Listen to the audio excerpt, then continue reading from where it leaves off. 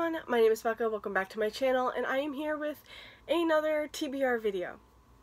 These are all the books that I plan to read in September, and there's quite a bit, so we need to get into this. I say this every month, and okay, so every month I say that I have quite a bit of books here, and we need to, make this kind of quick, because there's a lot, and then every month I'm like, next month it's not going to happen. Now, I don't feel like there's too much. It's not like August, where I had 36 books on my TBR.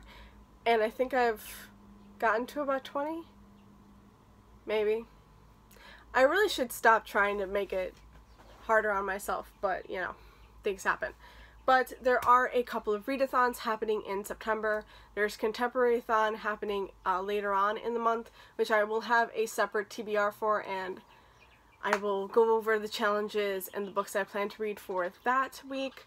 And then there's also another readathon happening at the very beginning of the month. It starts September 1st. Really, birds? I can never get a break. If it's not the dogs, it's not the train, and it's not trucks or something outside, it's freaking birds. Oy. Okay. Alright. So yeah, there is another readathon happening at the very beginning of September. It goes from September 1st to November 30th. It's a 3-month long readathon, and I am excited. I am so excited. This is being hosted by Melissa from Melissa and Barnsey, which is how I found out about this readathon, and I believe it's Shannon from the Book Chronicles. I will leave their links down below for you guys, but this readathon really gives me an excuse to reread and annotate some of my favorite books. And I have been really looking for an excuse for a while because I keep putting it off. Like, I keep saying how badly I want to do this, and then I put it off. And I really want to go deep with this. Like, I really want to annotate them. I really want to, take notes, so I'm going to buy a separate notebook for it. I know I don't need a separate notebook, but, I'm going to do it anyway because I'm trash and I like to buy notebooks. But yeah, so the readathon, I should probably tell you what that is first. The readathon is called the Sar-A-Thon. Does that help? You probably already know what these books are then. And yeah, I'm just so excited. So the readathon, the Sar-A-Thon, is all about reading Sarah J. Maas's books. So for 3 months, September, October, and November, we're going to be reading all of her books. And we're starting with the Throne of Glass series. So for the first week of September, starting September 1st, we are reading The Assassin's Blade by Sarah J. Maas. Oh man. Oh my god. So this is the bind-up of the 5 novellas, and we'll be starting with this one. And then the next week, we will go right on to Throne of Glass, which is my least favorite in the series, but I'm really keen to see, if that changes at all. And then we have Crown of Midnight for the 3rd week. And lastly, for September, we have Air of Fire for the last week. Oh man. I'm so excited for this. Oh my god. So yeah. Also, what I love about these are the backs.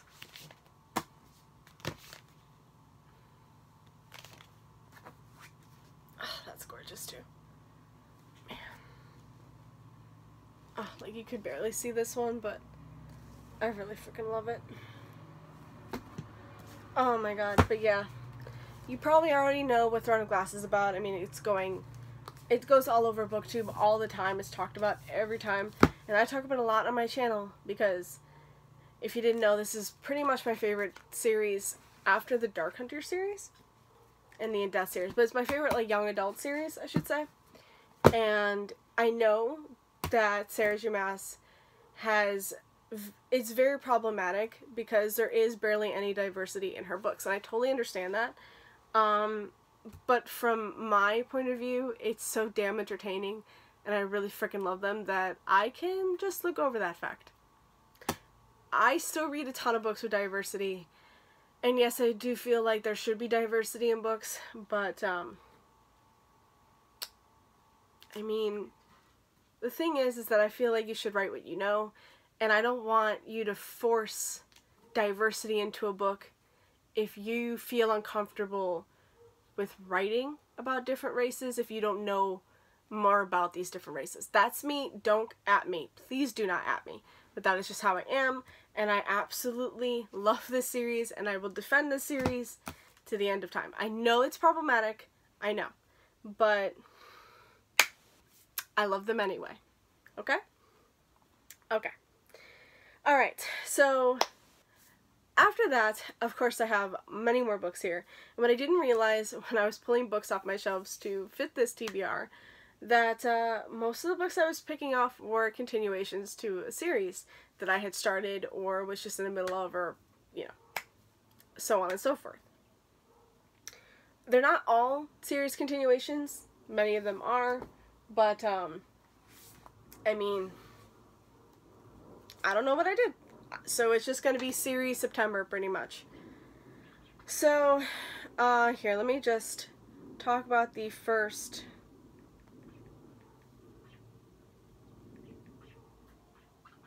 Come on, there it is. Let me talk about the first book that I'm for sure going to be reading in September, other than the Throne of Glass series, and that is going to be The 10,000 Doors of January by Alex E. Harrow, something like that. So, why can't I speak? Okay. I got an ER copy of The 10,000 Doors of January, and I did have this on my new TBR, but as you can see, it's not happening. Again, it's Friday the 30th, and I have tomorrow. Today and tomorrow, that's it. And I still have to read my other ER copy, which is The Girl the Sea Gave Back. I am so close to finishing up Sky in the Deep, so I can go straight into that, and hope to God that I finish that by tomorrow. And then I really need to go into this one. So The Girl the Sea Gave Back comes out on the 3rd, which is why I need to finish that really quick, and this one comes out on the 10th. So, yeah. This one is like a major priority. And then another new, well, a new release that's coming out in September, is actually coming out on the 3rd, is Dark Dawn by J. Kristoff. This also goes for the continuations. But yeah, this is the final book in the Nevernight Chronicles, and I just finished God's Grave, and now I need this book. J. Kristoff, I hate you. Okay? Okay. So yeah. That should be really entertaining. I already know how that's pretty much gonna end, but we'll see. Okay, there are more books coming out, like Vendetta in Death is coming out, which is the newest book in the In Death series. I might also be reading that. We'll see. I don't really have a copy of that. And of course I'm not going to buy a copy until that comes out on mass market. But I'm hoping maybe to get that from the library. You know, that comes out also on the 3rd. And then Wayward Son is coming out on the 24th, I believe it is. And that is the sequel to Carry On. I am so looking forward to picking that one up. I know there's more. Oh, Serpent and Dove is also coming out. I cannot tell you what the author's name is.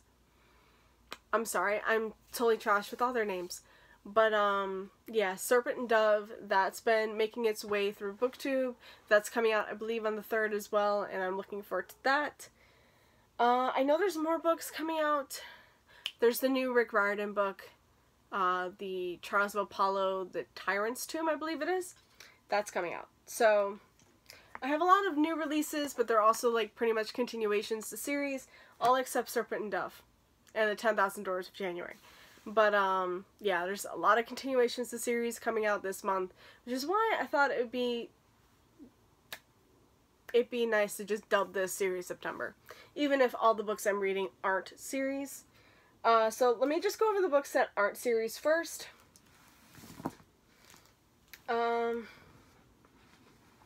Obviously I did just talk about Wayward Son, so I would very much, I almost dropped that. I would very much like to reread Carry On by Rainbow Rowell. I love this book, but I don't know. Should I reread Fangirl as well? Should I kill myself? Yeah, let's put a lot of pressure and put Fangirl on as well. because you know me, like I can't help but want to reread both of those books because I love both of them very much. And I have the paperbacks now, and they're so pretty. I love the paperback for Carry On, and the paperback for Fangirl is sprayed edges. Guys, I might want to annotate these, but like I don't want to annotate too much throughout the month, and I'm already annotating the Throne of Glass series, so we'll see. That might happen. And then I have some library books. So if you watched my book haul that I literally just filmed, I talked about utilizing my library more because I didn't really buy as many books, and I've just been like utilizing my library and just borrowing books out because it's free. But there's, you know, a fine line between getting them and reading them, and if I'm not reading them, what's the freaking point of me getting them? So I'm trying really hard to incorporate more library books into my TBRs, which also means that my goal from 135 down to 75 is really not going to happen. And to be honest, it wasn't going to happen. I have been buying so many books, and I've been reading those, and I haven't really been reading or unhauling any books from my shelves lately, and I'm still like smack dab at 135. I haven't incorporated the books that I've read for August yet, but to be honest, I don't see it working out really well. So as long as I'm reading my new releases and trying to get it down, we're fine, but I know for a fact I'm not going to. So even if I can get it down to 130, I'm happy. Okay. Alright, so for the two library books I have, they're both fantasy, and they're both ones that I've heard very mixed things about. I have Onyx and Ivory by Mindy Arnett, which is, I know this thing has like dragons, but they're drakes. Yeah, they're night drakes. They're deadly, flightless dragons. And it's about a woman who is she now works for the Royal Courier Service because her father tried to assassinate the High King of Rhyme, which is the kingdom they live in, and now that she's cast out of nobility, she doesn't have any other choice. And there's these night drakes that threaten their kingdom, stuff like that. We'll see. I really, really want to try and read this. I know I have the audiobook from Scribd, so we'll see if this happens. I would very much like to get to that and hopefully like it. But again, like I said, I heard very mixed things. And then the other one, I actually saw Melissa from Melissa and Barnsey was reading this, and she was really enjoying it, but she wasn't too far in the last time she talked about it. And that was Nocturna by Mary Motain, or not Mary, Maya Motain. What is wrong with me? And it says, a faceless thief, a desperate prince, and a darkness unleashed. So I believe this thief and his prince somehow unleashed this darkness and now have to work together to put it back. So that should be good. And there is a map, though this is a library copy, so I can't show you the rest of it. But yeah. I'm just... oh, here it is. But yeah, I am excited. This is a debut novel, so hopefully I will enjoy this, and we'll see. Okay, so now it's pretty much time for the series, and I have quite a bit, like I said. So first up we have my Dark Hunter series. I need to read the next couple books in that series. So I have Bad Moon Rising by Sherilyn Kenyon and No Mercy. This one follows Amy and Fang. Fang is a werewolf and Amy is a werebear. And they're not supposed to intermingle, but they fall in love and they can't help it. And I know this is a turning point a little bit. Like some stuff happens and it really screws up some of the other books, but it's fine. It's fine. I've been waiting for these two to finally get together because they have been tiptoeing around each other for quite a while now, and I know it's not going to end well for some people, but Amy and Fang, man. And then also a werehunter one is No Mercy. This one follows Dev, which is Amy's brother, so he's also a werebear. And also it follows an Amazon, Samia, who I believe was a dark hunter. And she's one of the more powerful dark hunters. Which we just met her in Dream Warrior, I believe it was. Was it Dream Warrior? Yeah. And, which was the last book I just read.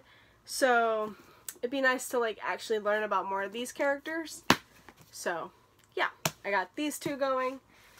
And then for the other like mass market series that I've started into, we have Love Revealed by J.R. Ward. This is the 4th book in the Black Dagger Brotherhood series, and this one follows Butch and Marissa, which Butch and Marissa have also been tiptoeing around each other, and they've going back and forth.